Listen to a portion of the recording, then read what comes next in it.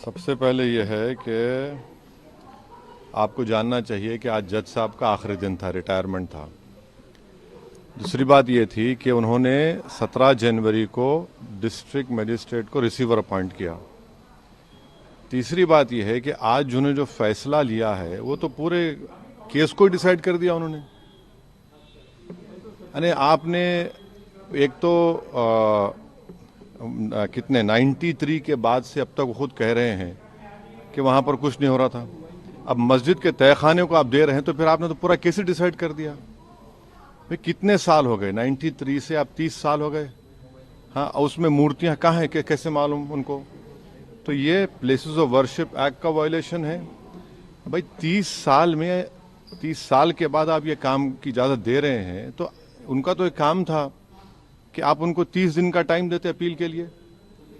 आप कहते हैं कि 7 दिन में पूरा निकाल दो, ग्रिल्स निकाल दो और आप इजाज़त दे दिए। तो ये सरासर गलत फैसला है।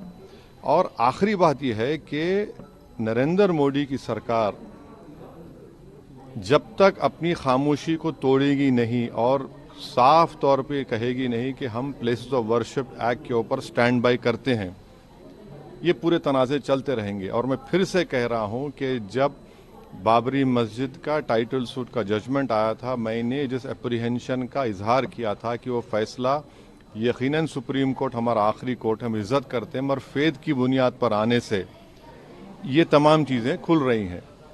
और उस सुप्रीम कोर्ट के फैसले में प्लेसेस ऑफ वर्शिप एक्ट को बेसिक स्ट्रक्चर का हिस्सा करार दिया गया था। तो फिर ये लोअर कोर्ट सुन क्यों नहीं रहे हैं और केंद्र सरकार क्यों नहीं बोल रही है? अब देखना यह है कि अब इंतज़ामिया कमेटी शायद इलाहाबाद हाई कोर्ट में अब इस जजमेंट गलत फैसले पर अपील करेगी। अब नहीं मालूम क्या फैसला आएगा। मगर 17 जनवरी को एक बात कहते हैं, फिर रिसीवर को बोलते हैं ये कर दो आप। आखिरी दिन आपका, खैर उनका इख्तियार है, उसको कोई रोक नहीं सकता। मैं आपके व्यूअर्स के समझने के लिए कह रहा हूँ। और प्लेसेस ऑफ वर्शिप एक्ट का मतलब क्या है? 30 साल से कुछ नहीं हो रहा है, आप उनको 30 दिन नहीं देते। ये चीजें हैं सर। लेकिन में जो ईडी कार्रवाई हो रही है उस पर क्या? नहीं अभी उस सर, मेरा सवाल इससे जुड़ा हुआ है। हिंदू पक्ष के लॉयर है विष्णु शंकर जैन, उन्होंने ये कहा है कि हमारी बड़ी जीत है। आने वाले समय में अयोध्या जैसा ही जब आगे बहस होगी तो उसको लेकर अयोध्या जैसा ही परिणाम आएगा। हाँ, 6 दिसंबर दोबारा हो सकता है इस देश में। 6 दिसंबर दोबारा हो सकता है, क्यों नहीं हो सकता है भाई?